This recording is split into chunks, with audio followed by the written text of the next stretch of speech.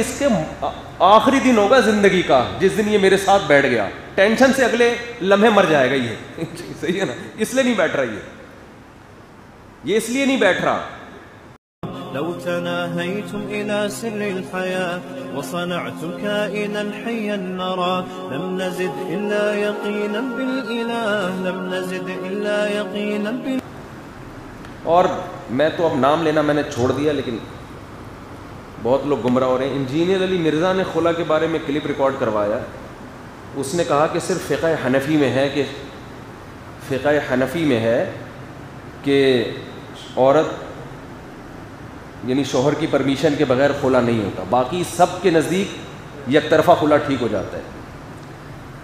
تو وہ پھینکنے پر گورنمنٹ کی طرف سے چونکہ پابندی نہیں ہے, پھینکتے رہو. تو خلا چاروں اماموں کا اتفاق ہے, اہل حدیث بھی اس میں متفق ہیں کہ جب تک مرد خلا نہیں دے گا عورت یک طرفہ خلا نہیں لے سکتی. چاروں اماموں کا اتفاق ہے. اور قرآن میں بھی یہی لکھا ہوا ہے. قرآن کا ترجمہ بیچارہ پڑھ لیتا تو اندازہ ہوتا, اور نیچے لوگوں کے کمنٹس دیکھو جو اس سے بھی بڑے جاہل ہیں. صحیح کھینچ کے رکھو ان مولویوں کو, ٹائٹ کر کے رکھو ان مولویوں کو.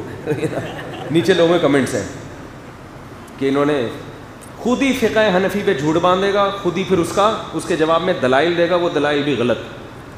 تو قرآن سے صاف پتہ چلتا ہے کہ جہاں قرآن میں خلا کی آیتیں ہیں نا, میں سامنے آنے نہیں دے رہا نا, سامنے بیٹھے گا تو یہ اس کو پتہ ہے ہوشیار آدمی کو, اس لیے صرف المحنت المفنت پہ گھما رہا ہے. یہ المحنت المفنت پہ گھما رہا ہے.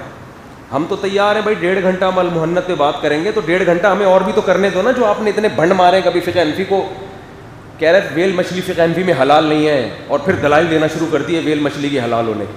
لوگ کہہ رہے ہیں دیکھو حنفیوں کو تو اتنا نہیں پتہ. تو تجھے کس نے بولا ہے کہ ویل مچھلی فقہ حنفی میں حلال نہیں ہے؟ خود ہی الزام لگا کے جواب دے کے شاباش بھی لو.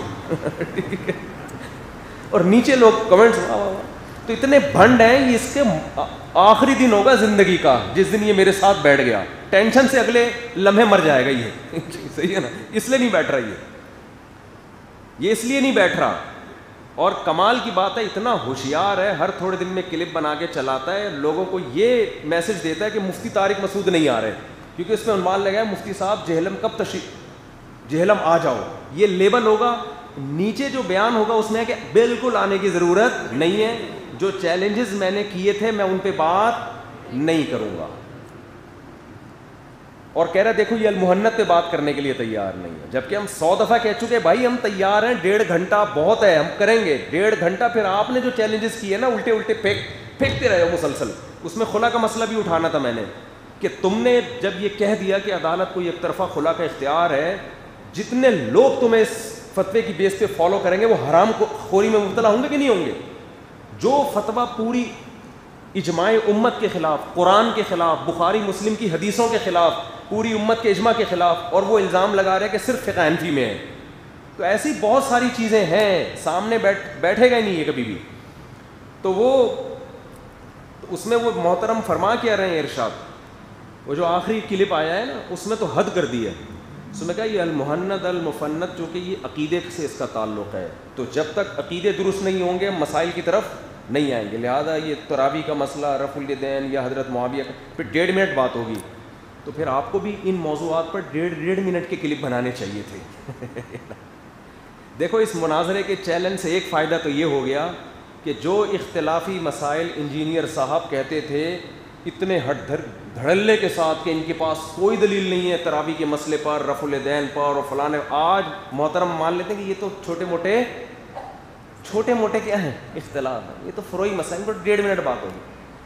جو کلپ آپ نے ریکارڈ کروائے ہیں وہ 20-20 منٹ کے, آدھا گھنٹے کے, اور پھر بڑے فخر سے کہ اتنے ملین لوگوں نے اس کو سن لیا. تو بیٹھنے تو دو بھائی ہمیں سامنے. تو میں پھر بتا دوں لوگوں کو کہ میری طرف سے قطعاً جہلم جانے میں تاخیر نہیں ہو رہی ہے. جس دن اس نے کہہ دیا کہ 1.5 گھنٹہ محنت المفنت پہ اور 1.5 گھنٹہ جو میں نے چیلنجز کیے پورے کانفیڈنس کے ساتھ, میں ان کو فیس کروں گا. پھر آپ اگر میں نہ جاؤں تو آپ مجھے ملامت کرو. اب انجینئر کے فالوورز کو چاہیے بولیں, جب مفتی صاحب کہہ رہے ہیں کہ میں المحنت پہ بات کروں گا تو کیوں نہیں ایگری ہو رہا بھائی تو ان چیلنجز پہ؟ اس کا مطلب بھاگ تم رہے ہو, میں نہیں بھاگ رہا. اب پھر اس میں کچھ آ جائے گا نیا کلپ دیکھنا. جو اصل بات ہوگی وہ غائب، اور وہ آدھا بیان چلا کے پھر چیلنجز.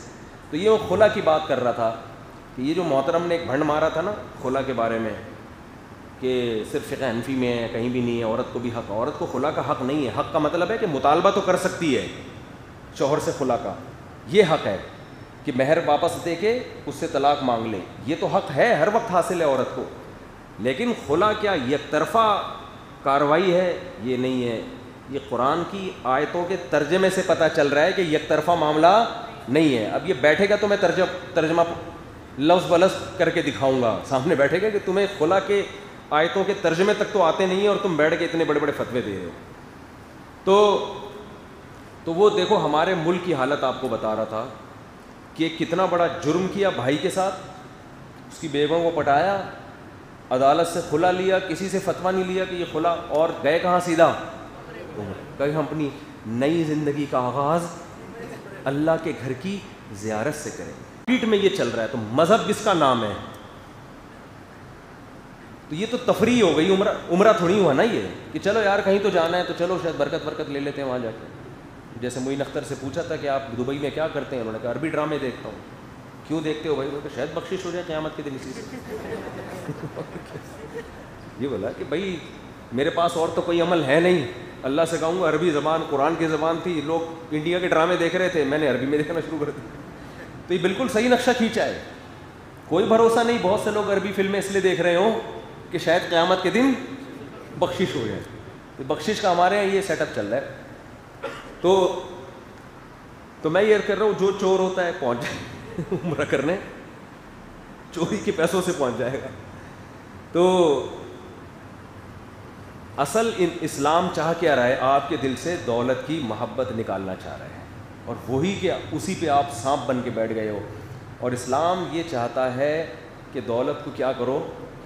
خرچ کرنے سے دل سے محبت نکلے گی، اللہ پہ اعتماد آئے گا، توکل آئے گا. بھائی پیسے سے نہیں ہوتا کس سے؟ اللہ سے. دیکھو اتنا کھلا دیا پھر بھی اللہ کھلا رہا ہے. تو قرآن کیا کہتا ہے؟ آج دنیا میں ہیومن رائٹس کی بہت زیادہ بات ہو رہی ہے کہ سب سے پہلے کون ہے؟ انسانیت کا خیال کرو، انسانیت کا خیال کرو. اس پہ ساری دنیا متفق ہے یا نہیں ہے؟ بولو.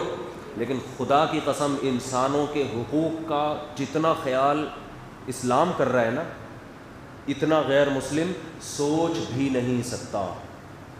کیونکہ ہمارے ہاں جب کہا جاتا ہے انسانوں کا خیال کرو تو مطلب بات کرنے سے پہلے تھینک یو اور بات کے آخر میں تھینک یو، مسکرا کے.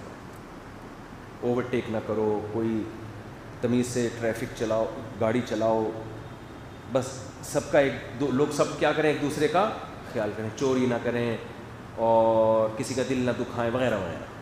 اسلام اس کو نہیں کہتا، اسلام اس سے آگے کی باتیں کرتا ہے. پہلی بات تو اسلام کہتا ہے سارے انسان برابر نہیں ہیں.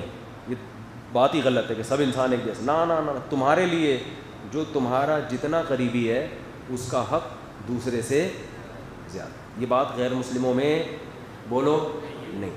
ہوا و حرص والا دل بدل دے، میرا غفلت میں ڈوبا دل بدل دے.